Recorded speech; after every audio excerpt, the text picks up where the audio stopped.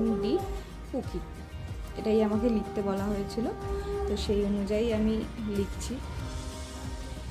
Complete করার পরে পুরো কেকটার আউটকাম তো ভীষণ সুন্দর হয়েছিল, খুব কিউট লাগছিল। যেহেতু একটু ফাঁকা ফাঁকা লাগছিলো, ওই জন্য আমি হোয়াইট কালারের কিছু হার্ট শেপ বানিয়ে দিচ্ছিলাম ছোটো ছোটো।